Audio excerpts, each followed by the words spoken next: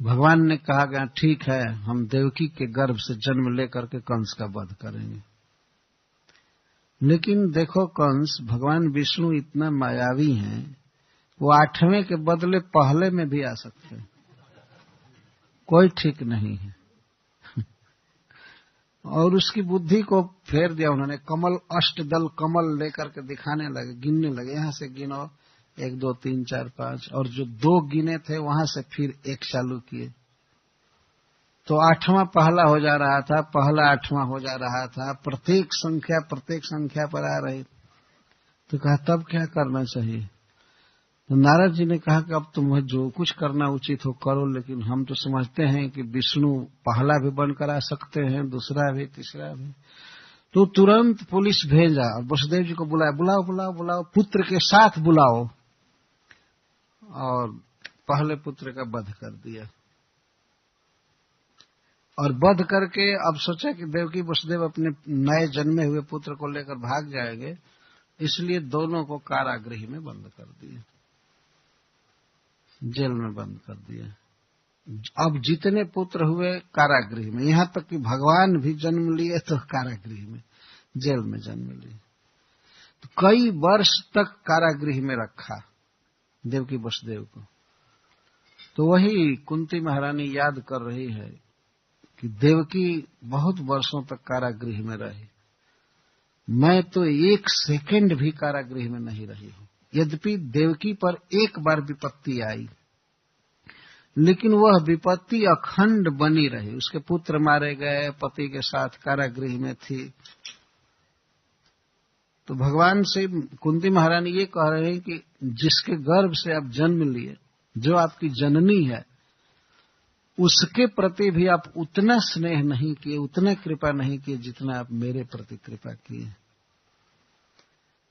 और आपने अनेक बार मेरी रक्षा की है विपत्तियों से, जैसे आगे वो गिनाएंगी, और पुत्रों के साथ रक्षा किए, क्योंकि मैं अनाथनी थी और आप ही मेरे रक्षक थे। यह है रियलाइजेशन स्पिरिचुअल वर्ल्ड में। भगवान के धाम में भगवान के जितने भी परिकर होते हैं, उनको यही अनुभव होता है कि भगवान सबसे ज्यादा प्रेम मेरे साथ कर रहे हैं, यही अनुभव होता है। अब जब भी किसी भक्त का उद्गार पढ़िए तो यही कहता है कि आप सबसे अधिक प्रेम मुझसे करते हैं, यही सबको अनुभव होता है। और इस प्राकृत जगत में प्रत्येक व्यक्ति को यही अनुभव होता है कि ये व्यक्ति और सबसे प्रेम करता है, हमसे नहीं कर रहा है। यही है। आप किसी के लिए मर जाइए, कुछ भी कीजिए, तब भी मन में शंका बनी रहती है, नहीं हमको इतना प्रेम नहीं दे रहा है, इसका मन कहीं और लगा है। यही अनुभव होता है, क्योंकि यहां पर कोई किसी से कितना भी प्रेम करे, वो प्रेम परफेक्ट हो ही नहीं सकता है, संभव ही नहीं। पर भगवान के भक्तजन यही अनुभव करते हैं कि भगवान सबसे अधिक प्रेम मुझसे कर रहे हैं, अपनी जननी से भी अधिक प्रेम मुझसे किए, स्नेह किए। ये कुंती महारानी कह रही हैं। और फिर वे गिना रही हैं कुछ विपत्तियों का नाम कि किन किन विपत्तियों से आप हमारी रक्षा किए। विषान महाग्ने पुरुषाद दर्शनात् असत सभाया वनवास कृष्णतः मृधे मृधे नेक महारथास्त्रतो द्रोण्यस्ततश्चास्म हरेभिरक्षितः। हे हरे, हे भक्तों का दुख दूर करने वाले, दुख का हरण करने वाले, जो दुख को हरे उसको हरि कहते हैं, जो मन हर लेते हैं उनको भी हरि कहते हैं। तो हरि के बहुत से अर्थ हैं, लेकिन चैतन्य महाप्रभु 2 अर्थ करते हैं। हरि शब्द अनेकार्थ दुई मुख्यतम, सर्व अमंगल हरे प्रेम दिया हरे मान। श्री कृष्ण को, ये भगवान को हरि कहते हैं। हरि का अर्थ है भगवान सारा अमंगल हर लेते हैं। किसी भी तरह से कोई व्यक्ति यदि श्री कृष्ण को समर्पण करता है, यहां तक कि केवल उनका नाम उच्चारण भी करे, जैसे तैसे अगर संपर्क हो कृष्ण से तो कृष्ण उस जीव का सारा अमंगल हर लेते हैं।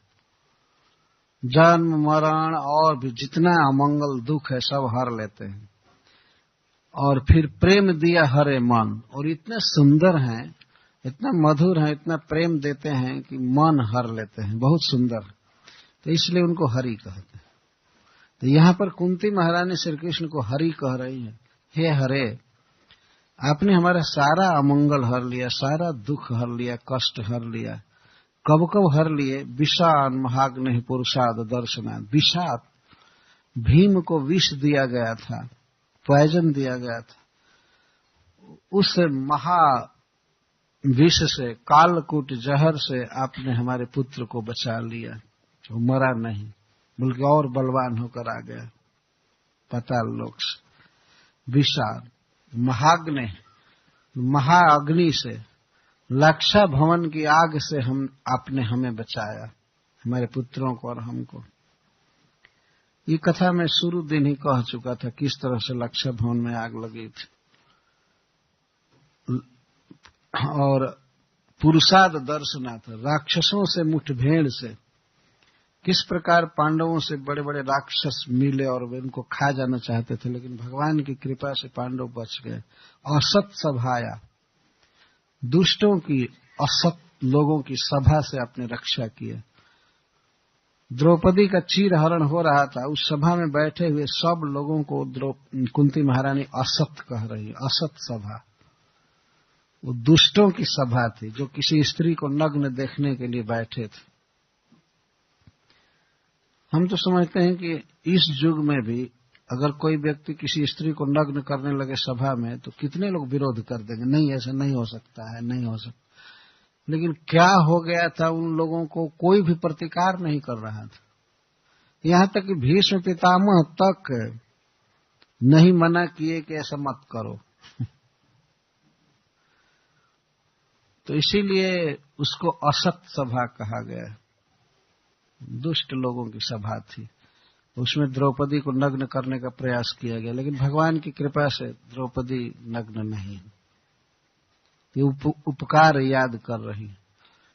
वनवास कृच्छ्रत, और उसके बाद राज्य का अपहरण किया गया जुआ के बहाने से, और वन में अनेक कष्ट आए पांडवों के लिए, अनेक राक्षस, अनेक प्रकार से कष्ट हुआ, लेकिन तुरंत कष्ट पार हो जाता था। एक दिन द्रौपदी का अपहरण हो गया वन में, जयद्रथ चुरा करके ले गया, लेकिन शाम होते होते द्रौपदी फिर घर आ गई।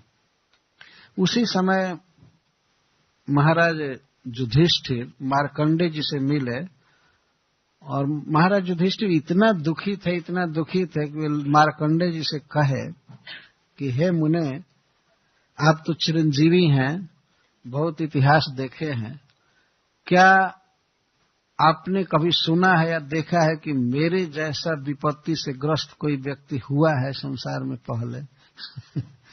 मेरे पिताजी मर गए, मेरा राज्य चला गया, मेरी पत्नी का अपमान किया गया, अभी कल चोरी चली गई मेरी पत्नी, वन में इतना कष्ट, क्या ऐसा पहले कभी किसी को हुआ था?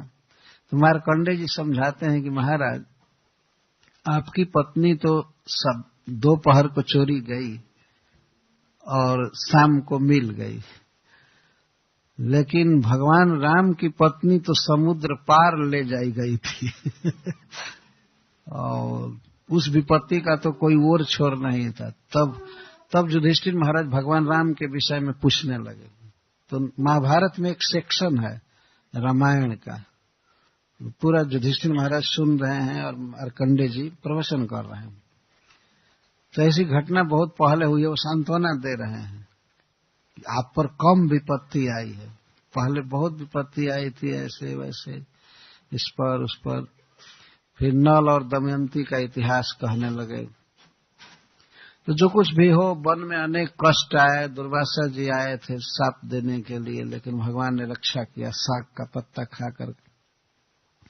उसकी याद कर रही है कुंती कि वनवास कृच्छ्रतः, वनवास के कष्टों से आपने हमारी रक्षा किया। मृधे ने एक महारथास्त्र, तो और कई बार युद्ध हुआ,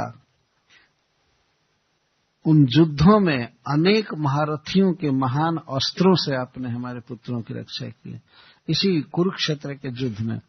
और द्रोणस्त्रतश्चास्म हरे भी रक्षित, और अभी अभी द्रोणाचार्य के पुत्र अश्वत्थामा के ब्रह्मास्त्र से आपने हमारी रक्षा किया। देखिए, संसार में स्वजन होते हैं या उपकार करने वाले होते हैं, लेकिन लगातार यदि किसी पर दुख आ जाए तो अपने स्वजन भी हट जाते हैं। वो सोचते अब हम क्या करें, कितना सहारा दें इसको, ये तो रोज रोज विपत्ति ही आ रही है।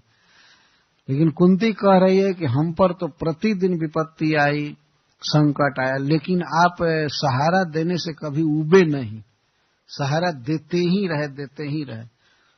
यहां तक द्वारका जाने के लिए प्रस्तुत हैं, तब तक विपत्ति आई तो रक्षा कर लिए, और अभी भी भगवान द्वारका नहीं जाएंगे। कुंती की प्रार्थना सुनकर रुक जाएंगे हस्तिनापुर में। तो भगवान भक्तों को सहायता देने में कभी उबते नहीं हैं। इस संसार में तो बहुत से लोग उब जाते हैं। एक बार की सत्य घटना मैं सुना रहा हूं, भागवत में ये सब तो नहीं सुनाना चाहिए, लेकिन कुछ मेल कर रहा है सिद्धांत से बात। हमारे गांव से थोड़े से दूर एक गांव से दो लड़के अपने पिता को ले गए बनारस दवाई कराने के लिए। तो घाव हो गया था, फोड़ा हो गया था पैर में, वो बहुत बड़ा फोड़ा। तो बूढ़े व्यक्ति थे, उनको ले गए बनारस हिंदू यूनिवर्सिटी है जहां मैं पढ़ता था, वहां पर सर सुंदरलाल अस्पताल है, उसमें ले गए। तो घाव बुरी तरह से सड़ गया था। डॉक्टरों ने कहा कि ये ठीक नहीं होंगे। तो दोनों लड़के बड़े अफसोस में पड़ गए। गरीब घर के लड़के थे। तो उन लोगों ने क्या किया कि ले गए अपने पिता को जीवित गंगा जी के तट पर, और एक बैग में उनको भर करके गंगा में फेंक दिए। अपने पिता को गंगा में फेंक दिए। तो मैं ये कह रहा हूं कि वे अब दवाई कराते कराते उब गए, अब क्या करें, फेंक दिए गंगा जी में। लेकिन घटना ऐसी घटी कि फेंके तो बैग जो था वो हट गया और वो अनावरण हो गया। वो रोगी पानी में डूब रहा था, इधर उधर पानी के गोते खा रहा था। तब तक मछलियां जुटी, बहुत सी मछलियां, और आ करके उसके घाव को चारों तरफ से काट करके साफ कर दिया। तो जो सड़ा हुआ अंश था वो खत्म हो गया। और एक नाविक ने देखा कि कोई आदमी डूबा हुआ है, जीवित लग रहा है, तो उसको वो पानी से निकाल लिया और ला करके फिर उसी अस्पताल में भर्ती किया। तो डॉक्टरों ने दवा किया और वो जी गया। और वो दोनों गंगा में फेंक करके चले गए गांव पर और कहे कि पिताजी मर गए थे, हम लोगों ने गंगा जी में फेंक दिया। और जाकर के उनका हमने तेष्टि संस्कार, काम क्रिया सब कर दिए घर पर। तो ये लगभग 20-22 दिन के बाद, वो तो 12-13 दिन के बाद वो काम क्रिया कर दिए थे, हमने तेष्टि संस्कार, और ये जीवित गया गांव पर। तो गया तो सब गांव के लोग आश्चर्य किए, अरे आपका तो मरण संस्कार हो गया, क्या क्या हुआ, आप जीकर कहां से आ गए। तो उसको सारा होश था, कैसे पानी में फेंके थे लोग, कैसे बात करते थे, कैसे मछलियों ने काटा। वो आ करके कहा कि ये बात है। फिर दोनों को घर से निकाल दिया। तो मैं इस कथा में ये तथ्य कहना चाहता हूं कि वो बेचारे दोनों लड़के उब गए थे, कितना हम करें, घर का काम भी देखना था, ये करना था, वो करना था। लेकिन भगवान तो ऐसे धैर्यशाली व्यक्ति हैं कि अनादिकाल से जीवों का पालन कर रहे हैं, और कोई जीव उनका भजन नहीं कर रहा है, फिर भी पालन कर रहे हैं। यहां तक कि कुछ लोग तो भगवान को निराकार तक कहते हैं, उनको भी भगवान पानी दे रहे हैं, भोजन दे रहे हैं। कुछ लोग कहते हैं हमको भगवान से क्या मतलब, अगर है भी तो हमको जरूरत क्या है, इतना तक कहते हैं। लेकिन फिर भी भगवान प्रकाश दे रहे हैं, पानी दे रहे हैं, हवा दे रहे हैं। और प्रकट भक्तों का जो पोषण करते हैं, कितनी भी विपत्ति आवे, कुछ भी आवे, भगवान उबते नहीं हैं। वे कोटि कोटि माँ के हृदय से भी अधिक स्नेही हैं। जैसे कोई माँ है और बच्चा रोगी हो जाए तो कितना भी रोगी हो, कुछ भी हो, लेकिन माँ उबती नहीं, सेवा करती रहती है, करती रहती है, करती रहती है। उसी तरह से भगवान साथ दिए पांडवों का। अरे 1 साल विपत्ति रहती, 2 साल रहती, जीवन भर तो विपत्ति ही रही, लेकिन भगवान तुरंत आते थे। जैसे द्रौपदी का चीरहरण हो रहा था, लेकिन भगवान आए और वस्त्र बढ़ा दिए। तो इस प्रकार की विपत्ति की तो कामना कुंती महारानी कर रही है। तो बहुत विपत्तियों से आपने हमारी रक्षा किया। यही दृष्टिकोण होना चाहिए भगवान के प्रति। भगवान के प्रति हमेशा ये भाव होना चाहिए कि भगवान हमारे लिए बहुत किए हैं, बहुत किए। गोस्वामी तुलसीदास जी विनय पत्रिका में लिखते हैं कि कोटिन मुख कही जात न प्रभु के एक एक उपकार। भगवान ने जो जीवों का उपकार किया है, वो यदि कोटि मुख मिले, करोड़ों मुख मिले, तब भी उस उपकार को कहा नहीं जा सकता। जब भगवान के किए गए उपकार को हम याद करेंगे, तभी हम उनके चरणों में भक्ति करेंगे, आसक्त होंगे। तो कुंती महारानी इस तरह से भगवान के उपकारों को याद कर रही। तो मानो भगवान पूछते हैं कि बुआ जी, तो आप अब क्या चाहती हैं? विपत्ति तो बहुत आई और विपत्तियों से मैं बचाया। तब कुंती महारानी अकस्मात भाव बदल कर कहती हैं कि हे प्रभु, जब जब हम पर संकट आता था, तब तब आप दौड़ करके आते थे, हमें दर्शन देते थे। लेकिन अब हमारा सारा संकट दूर हो गया, सारे शत्रु कुरुक्षेत्र के युद्ध में मार दिए गए, तो शायद आप अब नहीं आएंगे हस्तिनापुर।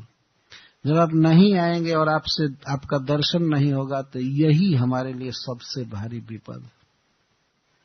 इसलिए वो मांग रही हैं, विपदः संतुताः सस्व तत्र तत्र जगत गुरो भवतो दर्शनम जत स्याद अपुनर्भव दर्शनम। हे जगत गुरो, हे जगत के हितैषी, हे समस्त जीवों के का हित करने वाले, मैं चाहती हूं कि हमारे जीवन के पग पग में वे सारी विपत्तियां ज्यों की त्यों आती रहें। जिन विपत्तियों से आपने हमारी रक्षा किया है, वे सारी विपत्तियां फिर से आती रहें। तो भगवान पूछते हैं, ऐसा क्यों चाहती हो? विपत्तियों को क्यों चाहते हो?